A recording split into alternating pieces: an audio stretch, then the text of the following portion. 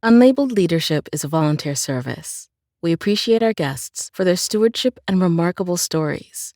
We also appreciate listeners like you who back the show with star reviews and contributions. Gary DePaul with Unlabeled Leadership.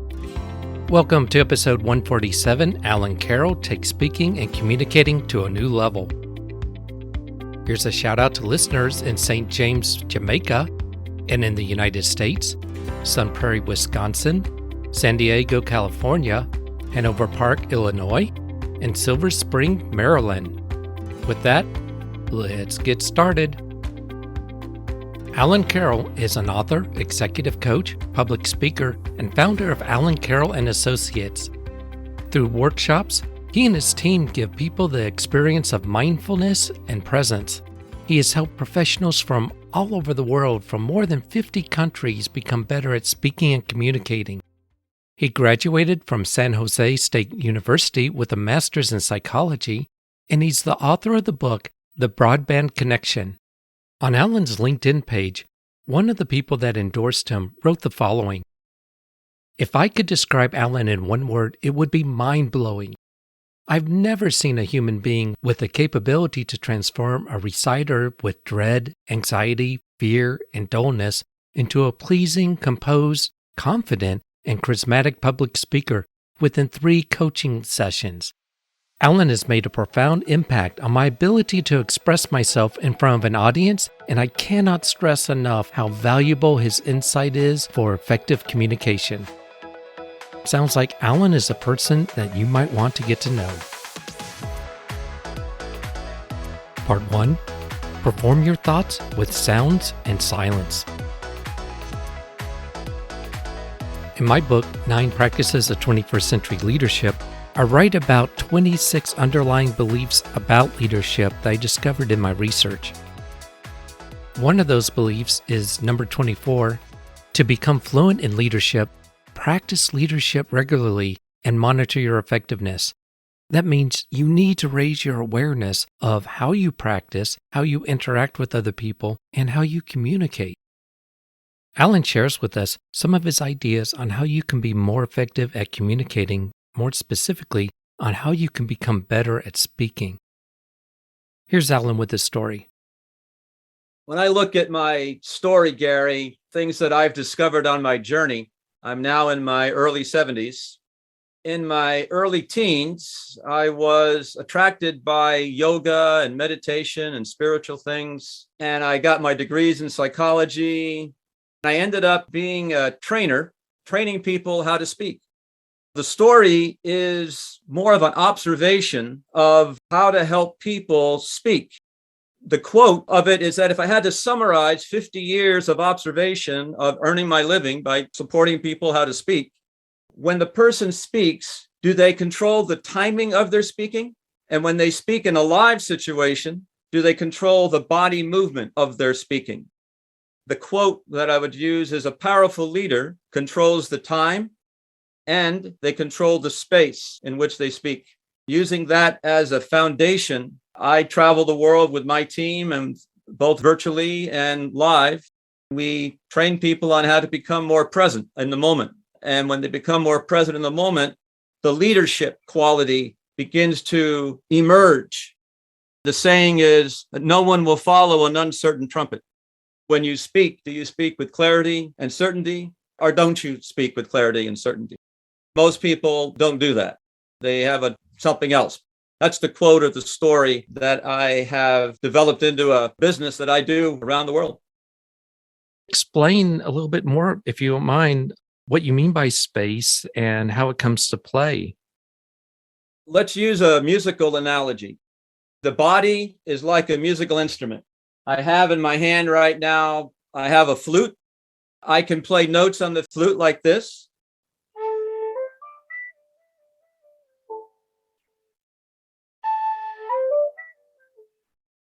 I play notes. And so when someone speaks, they are blowing air out of their body, and they're using their tongue and their lips to vibrate the air, and they make a sound.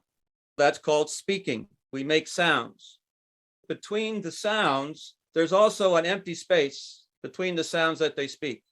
Amateur speakers don't put any empty spaces between the sounds that they speak. The top leaders of the world who say, oh, that's a leader, that's a leader, that's a leader. Well, what do they do when they speak? I go down my list of famous leaders, politicians, for example. They're able to pause and they're able to pace their rate of speaking in order to have the maximum impact on the listening of the audience. That means you have to perform your thought. To perform your thought, you need the time to think about how I want to perform the next sound that I'm going to make.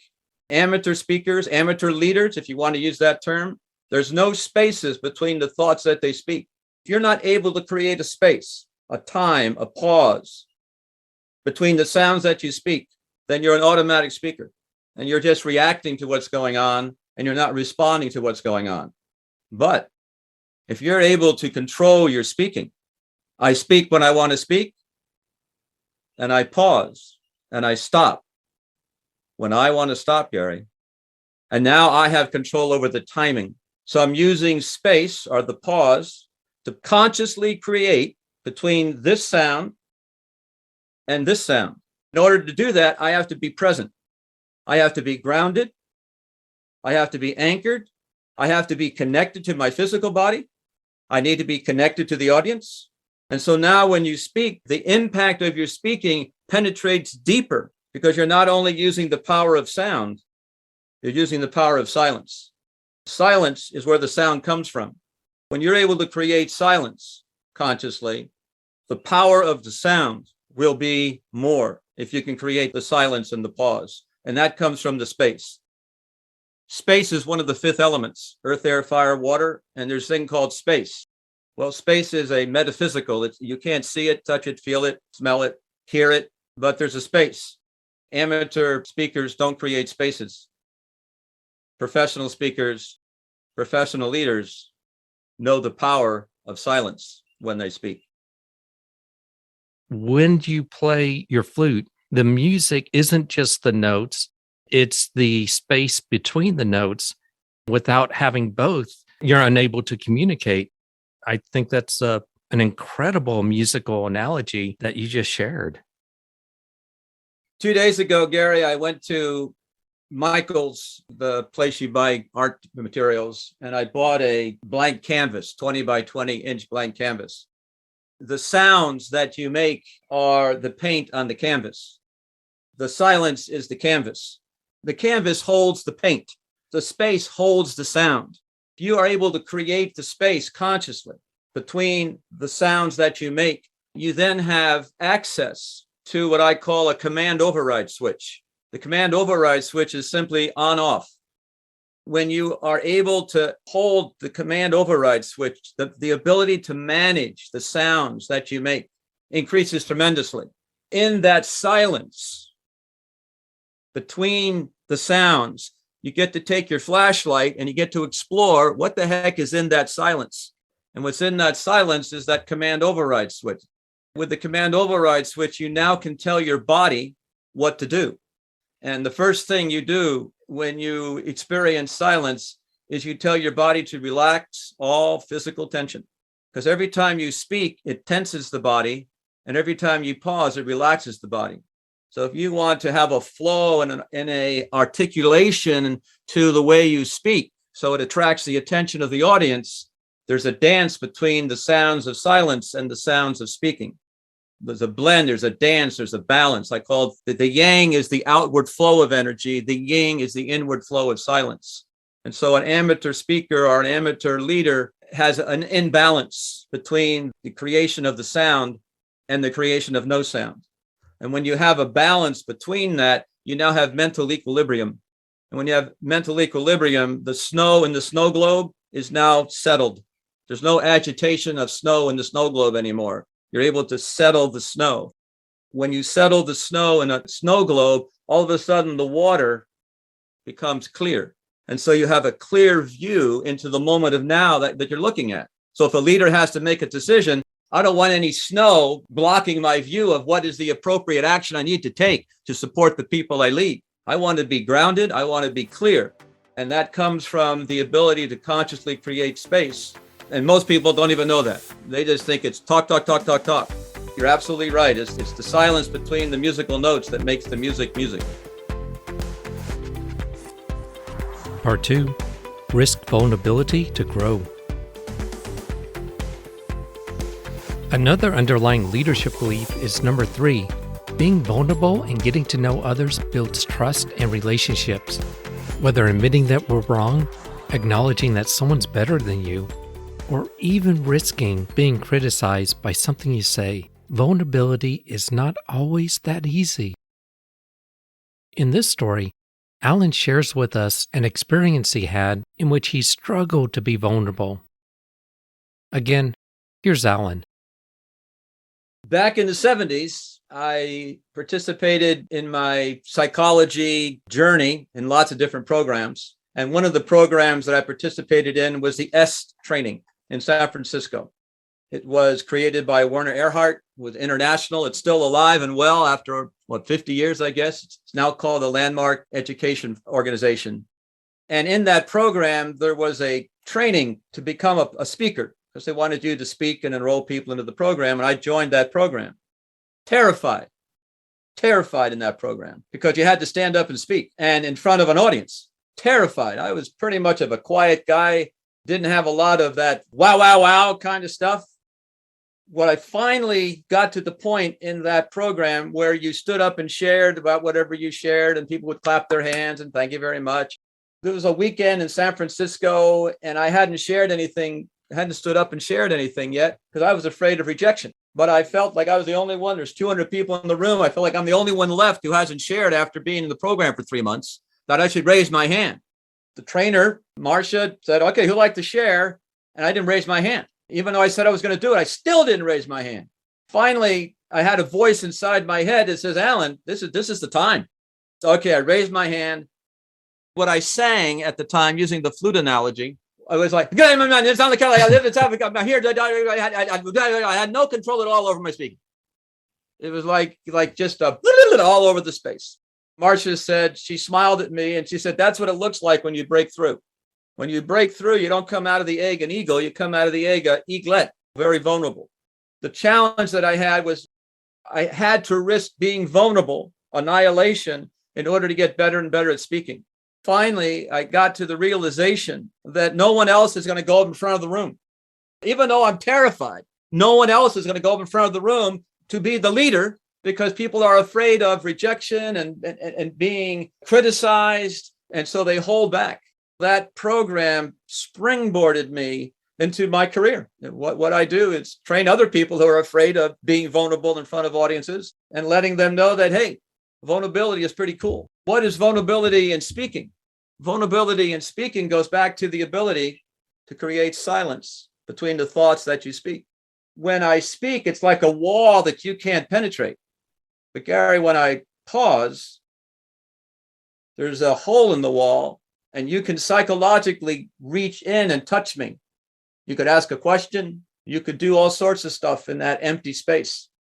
Being vulnerable and being in front of an audience was something that I learned back in 1974, and I carry it to this day. One of the things that I found fascinating, what you just said, was how people are afraid of rejection. What you just described, applying it to speaking environments, it seems that can be applied to all sorts of situations, whether you're in sales, you're leading a team for the first time, or allowing yourself to be vulnerable. The messaging changes when you can do that. One of the ways of looking at it with the vulnerability, when I speak a series of sounds, who am I speaking for? Well, I'm speaking for me. I'm speaking for my point of view. I'm speaking for my identity, who I believe I am. I'm using the power of my speaking to manifest my identity through this tool called my speaking. Now, when I don't speak, when I pull a sound out and put a pause in there, that sound was part of me. That's part of my identity. I put that sound in there. That represents a thought that I have inside of my head that I'm putting now out here in the outer world, and you hear it right now. That's a sound. That's me. And if I erase that sound, if I dissolve that sound disappears. part of me has dissolved. Part of my ego structure has dissolved. And the more I practice that dissolving of the sounds that I'm making, the more spacious my reality in which I live becomes. And you become more like a willow tree, that when the winds come, the willow tree branches rise up and ride with the wind. And when the wind stops, the willow tree branches come down again. You are increasing your ability not to resist what's happening in the moment of now with your opinion about what's happening in the moment of now. You're able to be flexible. You're able to adjust to the moment. It has to be a certain way because my ego says it that way. No, you've been practicing flexibility. You've been practicing putting spaces. You've been practicing relaxing your physical body. And so it allows you to be anchored and calm and grounded. And especially in the times that we're facing now, Gary, there's so many things when you open your eyes in the morning that you could get agitated about. And if you don't have a physical instrument that's able to stay grounded in the immersive agitation, then you have a tendency to be knocked over, a tendency to get upset, a tendency to lose your emotional and mental equilibrium. That leads to suffering, psychological suffering, and physical suffering. One of the things that my teacher, Sadhguru, the Indian guru, he talks about, he said, like 85, 90% of all the physical issues that people have are caused by the thoughts inside their head and not by the situation that they're facing. It's the thoughts that you have about the situation, which causes the tension in the body, which causes the disease in the body. If you can begin to aerate the sounds that you make by pausing between the sounds that you make, it begins to create gaps in the thoughts that you think. And when you create gaps in the thoughts that you think, it reduces the tension in the body, which brings you physical healing, emotional healing, mental healing, and spiritual stability. And everybody can do it. Everybody can pause when they speak. But you have to give up your ego to do that, and you become more present. Part 3, taking a full breath. Another underlying leadership belief is number 26. Leadership involves helping others practice leadership. If your goal is to help others succeed beyond their wildest dreams, you don't want a leader-follower relationship.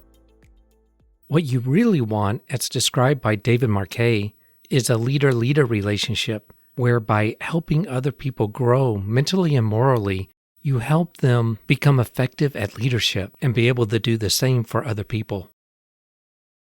Alan begins by talking about what leadership means to him, and he uses an analogy from Jonathan Livingston Seagull.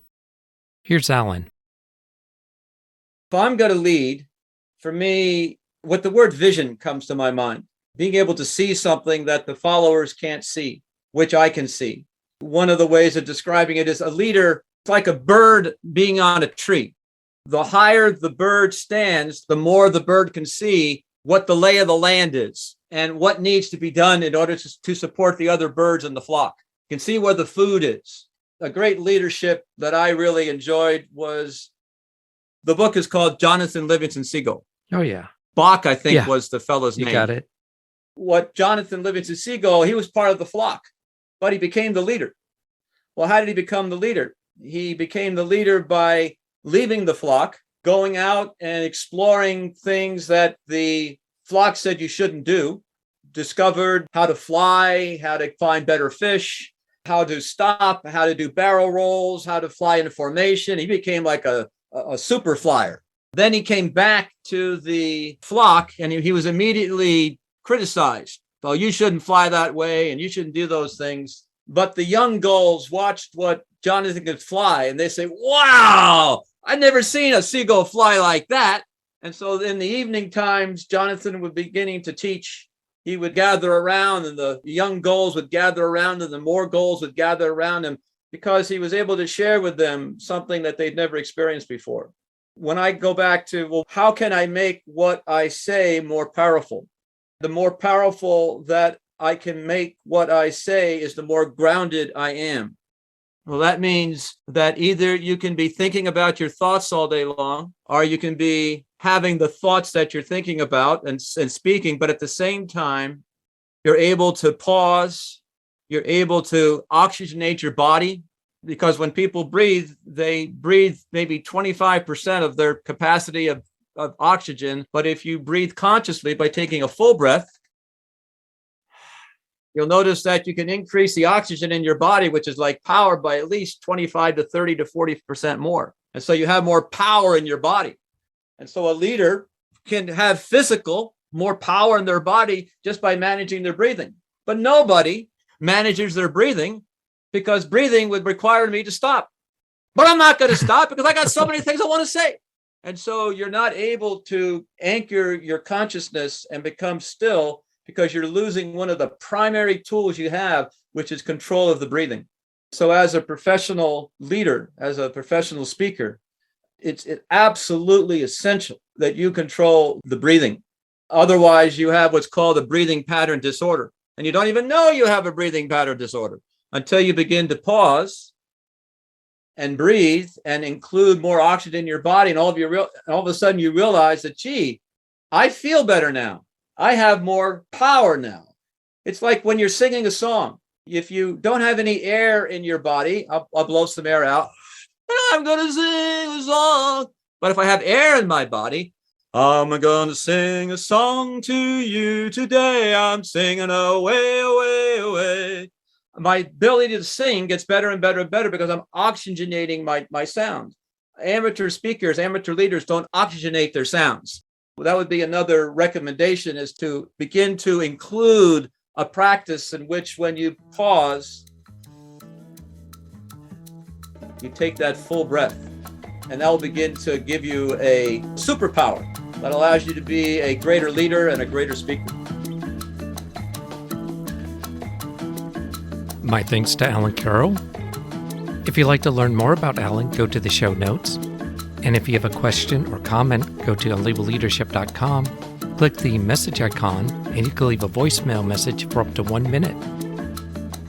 I'd like to thank those who donate to the show. Your contributions makes a difference because this is an all-volunteer service. I'd like to thank you for listening. This is Gary DePaul. Until next time, lead on.